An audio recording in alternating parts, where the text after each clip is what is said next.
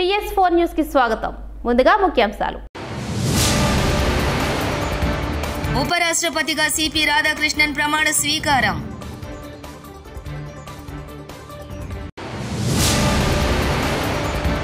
Telugu cinema ఇప్పుడు global cinema అవుతోంది. పవన్ కళ్యాణ్.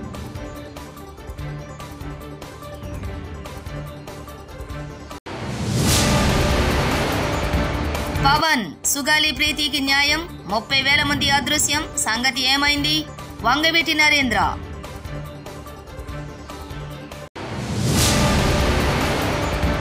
వచ్చేసరి మా కాంగ్రెస్ పార్టీ గెలుస్తుందో లేదో తెలియదు, నేను మళ్లీ గెలుస్తానో లేదో తెలియదు. జూపల్లి. భారతదేశం 15వ ఉపరాష్ట్రపతిగా సిపి రాధాకృష్ణన్ అధికారికంగా ప్రమాణ స్వీకారం చేశారు. రాజ్ భవన్ లో రాష్ట్రపతి ద్రౌపది ముర్ము ఆయన చేత ప్రమాణ స్వీకారం చేయించారు. ఈ కార్యక్రమానికి ప్రధానమంత్రి నరేంద్ర మోదీ, ఆంధ్రప్రదేశ్ ముఖ్యమంత్రి నారా చంద్రబాబు నాయుడు, డిప్యూటీ సీఎం పవన్ కళ్యాణ్, కేంద్ర మంత్రులు, రాజ్యసభ సభ్యులు, రాష్ట్రపతి కార్యాలయ అధికారులు హాజరయ్యారు. ఉపరాష్ట్రపతి రాధాకృష్ణన్ కు ఎన్డీఏ భాగస్వామ్య పక్షాలు అభినందనలు తెలిపారు. Yes, by law established. And that I will faithfully discharge the duty. And that I will faithfully discharge the duty. Upon which I am about. Medical కాలేజీలపై లండన్ మెడిసిన్ వేసుకోకుండా మాట్లాడుతున్న జగన్ రెడ్డి. హోంమంత్రి వంగలపూడి అనిత మీడియా సమావేశం. ప్రజల్లో ఒక కన్ఫ్యూజన్ క్రియేట్ చేసే విధంగా అతని తాలూకా ప్రయత్నం చూస్తుంటే అది ప్రయత్నం మాత్రమే. ఎందుకంటే ప్రజలు కూడా చాలా క్లారిటీగా ఉన్నారు, ప్రజలు కూడా చాలా క్లియర్గా ఉన్నారు. ఎన్డీఏ పార్టీ పట్ల, ఎన్డీఏ కూటమి పట్ల నిబద్ధతతో పనిచేస్తున్నామన్న నమ్మకం ప్రజల్లో ఉంది. సో నేను ఈరోజు కూడా రావడానికి గల ప్రధానమైన కారణం ఏంటంటే, మొన్న మీటింగ్లో చూశాను ఒకసారి. ఓవరాల్గా చూస్తూ ఉంటే అతను ఏం మాట్లాడుతున్నాడంటే, అతగాడి హయాంలో సుమారుగా 17 మెడికల్ కాలేజీలు వచ్చేసినాయి. ఈ 17 మెడికల్ కాలేజీలు ఆ దారంటే వెళ్తుంటే సైడ్కి తిరిగి చూస్తే అక్కడ మెడికల్ కాలేజ్ కనిపిస్తే ఆహా అని చిన్న గ్యాప్ ఇచ్చి ప్రజలందరూ కూడా ఆశ్చర్యపోతున్నారట. అయితే ఆయన అన్న తర్వాత మేము కూడా ఒకసారి చూద్దాం ఈ 17 కాలేజీల్లో ఆహా అనేటంతగా ఎంత ఉన్నదా అని ఒకసారి చూసేసరికి ఒక్కసారి మీరు కూడా ఒకసారి చూడాలి. ఇక్కడ for example Madanapalle medical college అండి. ఇది మదనపల్లి మెడికల్ కాలేజ్కి సంబంధించి ప్రభుత్వ వైద్య కళాశాల బోర్డు అయితే మాత్రమే ఉంది. ఆహా అనడానికి బోర్డు ఉంది. సో ఇక్కడ ఫర్ ఎగ్జాంపుల్ ఇది మెడికల్ కాలేజ్ తాలూకా ప్రాంగణం కట్టడం. ఓకే, ఇక్కడ మనం ఏమనుకోవాలి? ఈ పిల్లర్ ఏమో ల్యాబ్ అనుకోవాలి, ఈ పిల్లర్ ఏమో రీడింగ్ రూమ్ అనుకోవాలి, లేదు అనుకుంటే ఈ పిల్లర్ ఏమో ఒక లైబ్రరీ అనుకోవాలి. అలా అనుకుంటేనే తప్ప ఇది మెడికల్ కాలేజ్ అన్న సంగతి మన ఎవరికి అర్థం కాదు. ఒకసారి మీరే చూద్దరుగాను. ఒకసారి ఇది మదనపల్లి మెడికల్ కాలేజ్. ఇక్కడ చూసి ఆగి ఆహా అనే వాళ్ళు ఎవరైనా ఉన్నారా? మీ బతుకు చెడ అనుకున్న వాళ్ళు ఎవరైనా ఉన్నారా అండి? సారీ టు సే, నేను కొన్ని పదాలు తప్పట్లా. ఎందుకనంటే ఏందండి ఇది అంటే, జగన్మోహన్ రెడ్డి మాయ చేస్తాడు, మంత్రాలు వేస్తాడని సంగతి తెలుసు, కానీ కట్టడమే లేకుండా ఇది కట్టడం ఉందని చెప్పి అది రోడ్డు మీద వెళ్తున్న వాళ్ళు ఆగి ఆహా అంటారు అంటే ప్రజలు ఏమైనా పిచ్చోళ్ళ?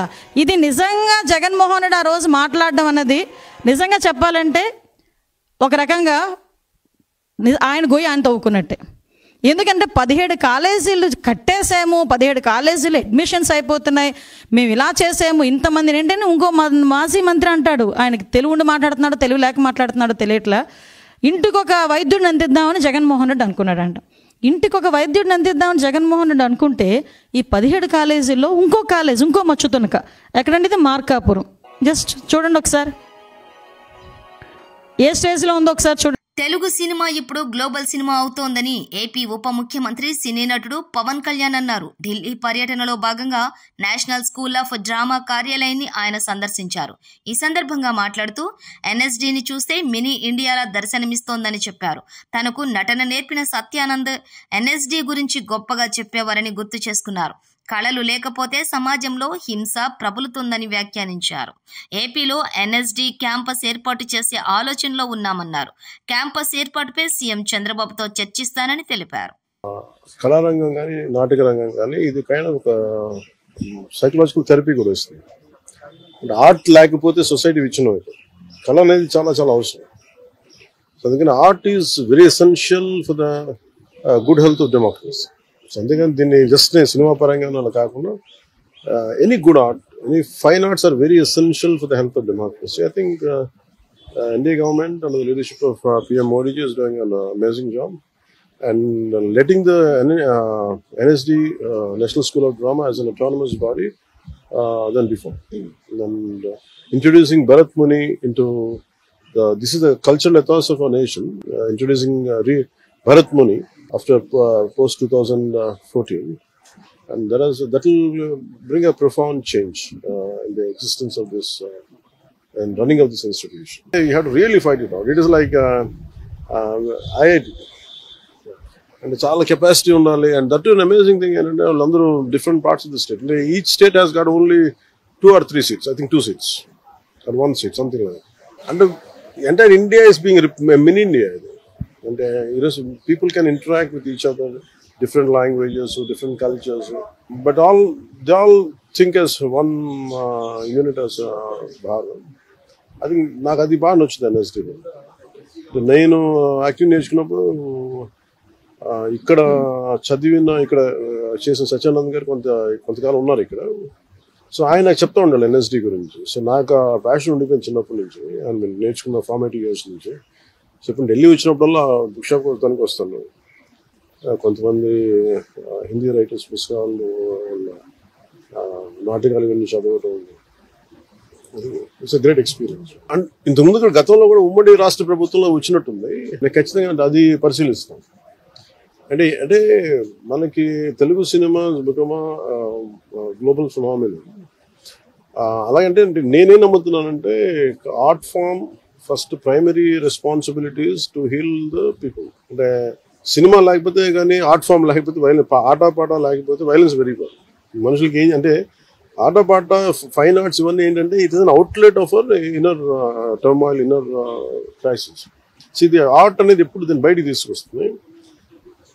మేము ప్రత్యేకించి గ్లోబల్ ఫినామినా అయిపోయింది తెలుగు సినిమా. దానికి తగ్గట్టుగా టాలెంట్ కూడా పెరగాలి, కేబిలిటీస్ పెరగాలంటే. ఇప్పుడు చూడండి ఎన్ఎస్డి ఎక్కడెక్కడో మారుమూలల నుంచి they are able to pick. అలాగే మనకి ఆంధ్రప్రదేశ్ నలుమూలల నుంచి, ఇంక్లూడింగ్ అసలు తెలంగాణ, డబ్బు అంటే 70% ఆఫ్ ద స్టూడెంట్స్ అందరూ కూడా ఒక గ్రేట్ బ్యాక్గ్రౌండ్స్, ఆర్థికమైన ఉన్నత స్థితిగతుల నుంచి వచ్చిన వారు కాదు ఇప్పుడంతా. అలాగే మనకు కూడా తీసుకురమ్మని చెప్తున్నాను కోర్స్ ఒకటి. దానికి కావాల్సిన ల్యాండ్ కూడా నేను ముఖ్యమంత్రి గారితో కూడా మాట్లాడతానని చెప్పాను. Sir I'm going to invite them official. Andhra Pradesh ప్రభుత్వం తరఫున ఇన్వైట్ చేసి ఒక ఎన్ఎస్డి క్యాంపస్ ఉంటే బాగుంటుంది. అలాగే నెంబర్ ఆఫ్ అంటే టాలెంట్ని గ్రూమ్ చేయడం చాలా అవసరం దొరుకుతుంది అనేది నాకు. This what we should explore. చేతులెత్తేసిన జూపల్లి వచ్చేసారి మా కాంగ్రెస్ పార్టీ గెలుస్తుందో లేదో తెలియదు, నేను మళ్లీ గెలుస్తానో లేదో తెలియదు. ఇందిరమ్మ నమూనా గృహ ప్రారంభోత్సవం సందర్భంగా సంచలన వ్యాఖ్యలు చేసిన మంత్రి జూపల్లి కృష్ణారావు, నేను హామీలు ఇవ్వను, ఎందుకంటే వచ్చేసారి మా కాంగ్రెస్ పార్టీ గెలుస్తుందో లేదో తెలియదు, అందుకే నేను హామీలు ఇవ్వను, నా వంతుగా ప్రయత్నం మాత్రం చేస్తా, నా నియోజకవర్గంలోనూ హామీలు ఇవ్వను, ప్రజలకు ఏం పనులు కావాలో అవి చేస్తా. మంత్రి జూపల్లి కృష్ణారావు.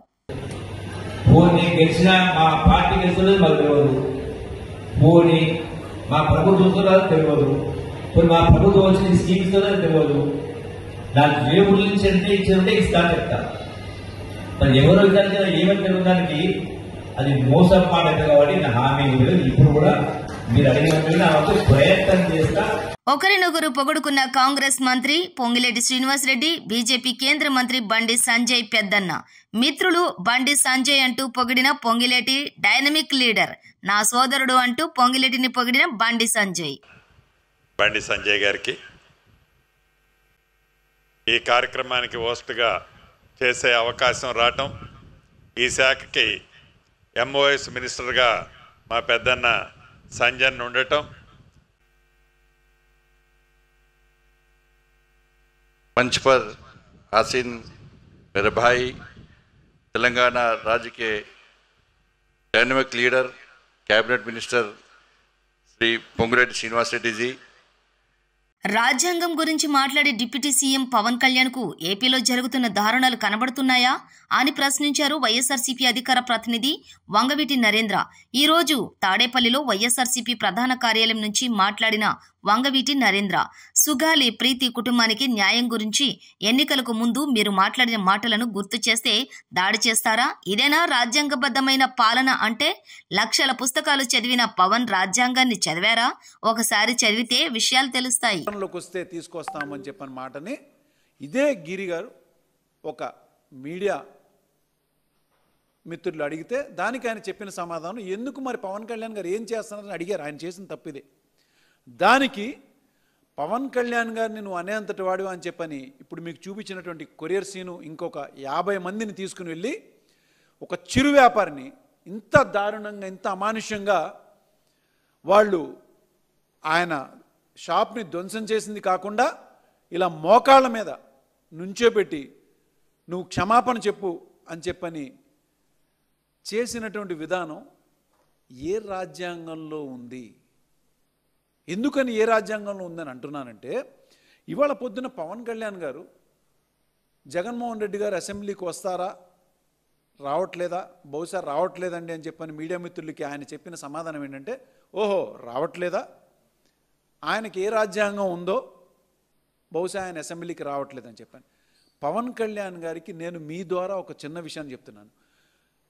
ఏ రాజ్యాంగం ద్వారా ఇవాళ ఈ అరాచకం కానీ గతంలో ఎన్నో అరాచకాలు అధికారంలోకి మీరు వచ్చిన దగ్గర నుంచి ఇప్పటి వరకు జరిగినటువంటి ఎన్నో మేము విశాఖ వాసులం. హుద్హుద్ సమయంలో చంద్రబాబు అడ్మినిస్ట్రేషన్ చూసిన వాళ్ళం. నేపాల్లో చిక్కుకున్న మాకు నారా లోకేష్ ఫోన్ చేయగానే ధైర్యం వచ్చింది.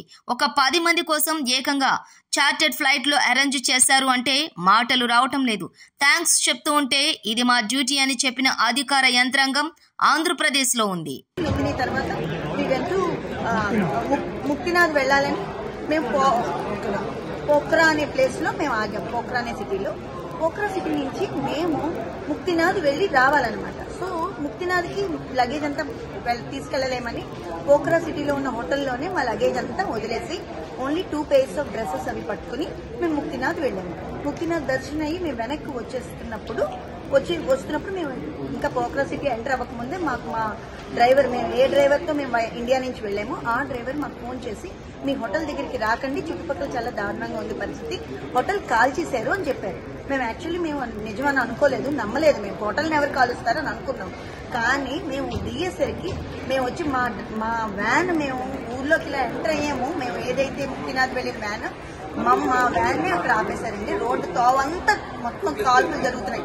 అంటే చాలా కాల్పులు జరిగాయి. ఆ గవర్నమెంట్ ఆఫీసర్స్ అవన్నీ కాల్చడం మేము చూసాం ప్రత్యక్షంగా పోఖ్రా సిటీలో. అది చూసి మా డ్రైవర్ చాలా చాకచక్యంగా సందుల్లోకి తీసుకెళ్లి ఒక సందులో పెట్టి మమ్మల్ని నిలబెట్టాడండి. ఉపరాష్ట్రపతిగా సిపి రాధాకృష్ణన్ ప్రమాణ స్వీకారం.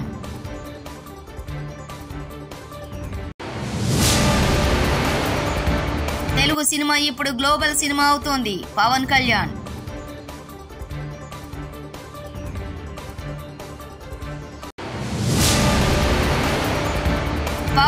సుగాలి ప్రీతికి న్యాయం, 30,000 మంది అదృశ్యం, సంగతి ఏమైంది?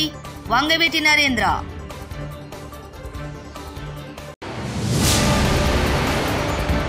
వచ్చేసరి మా కాంగ్రెస్ పార్టీ గెలుస్తుందో లేదో తెలియదు, నేను మళ్లీ గెలుస్తానో లేదో తెలియదు. జూపల్లి.